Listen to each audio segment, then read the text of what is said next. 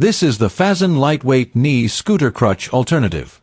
If you're thinking about picking one up, I just want to walk you through my experience. I used this while dealing with a foot injury that made normal walking difficult. I had already spent some time using crutches, and my hands and shoulders were getting tired. With this scooter, I could rest my injured leg on the knee pad and push myself along with my good leg. Getting it ready took a little time, mainly because I needed to find the right handlebar and knee pad height.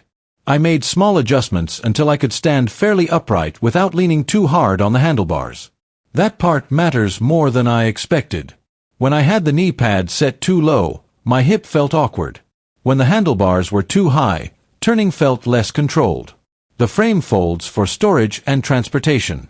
I was able to put it in a vehicle without needing much help, though it still takes up more room than a pair of crutches. Folding it was not difficult once I understood the mechanism.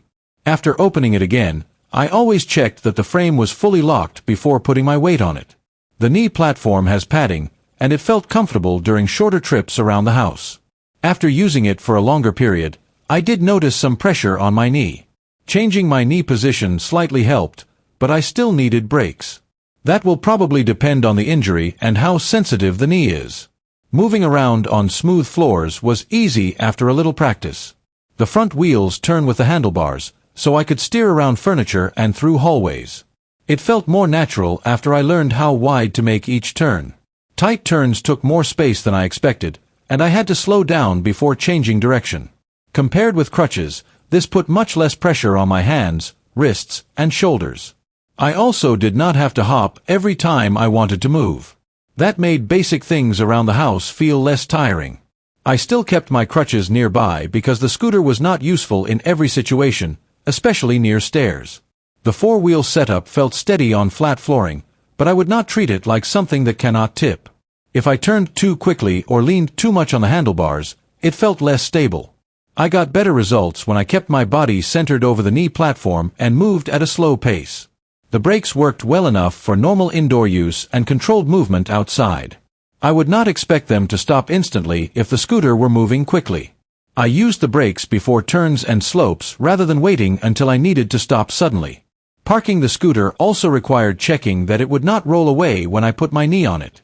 The basket was more useful than I thought it would be. With crutches, carrying a phone, water bottle, or small snack can be annoying. I could put those items in the basket and keep both hands on the handlebars. I did not load it with heavy items. It is better suited to small personal things than a large amount of shopping. The basket does add some width at the front. I noticed that when going through narrow spaces or moving around furniture, it can be removed, which helped when I wanted the scooter to feel a little less bulky indoors. Outside, the experience depended heavily on the surface. Smooth sidewalks were manageable. Cracks, raised edges, gravel, grass, and rough pavement needed much more attention. The small changes in surface height felt more noticeable than they would on a bicycle or larger mobility device. I slowed down and approached door thresholds as straight as possible. Wet ground was another concern for me. I avoided using it in rain when I could because the wheels and brakes had less grip. I also stayed away from steep slopes. This scooter works better when I move at walking speed on a flat, clear path. One worry I had was whether it would feel heavy or awkward to handle. It is lighter and easier to store than some fixed-frame knee scooters I have seen, but I would not call it effortless to carry. Taking it upstairs still requires lifting it, and that can be difficult when one leg is injured. I would plan ahead if stairs are part of the daily routine. I also wondered whether the frame would feel loose after repeated folding. I made a habit of checking the folding joint, wheel hardware, steering, and brakes. I did not notice anything unusual during my use, but this is still mobility equipment, so I would not ignore a loose bolt or a change in steering feel. The metallic black finish looks simple and does not draw much attention. It still looks like a medical mobility aid, but it is less clinical than some gray or silver models I have seen. The included stickers are there if I want to personalize it, though they did not affect how I used the scooter. As far as capacity goes, I would follow the stated user weight limit in the manual or current product listing. I would not guess based only on how the frame feels. The same goes for the basket. I kept the load light and used it for basic personal items.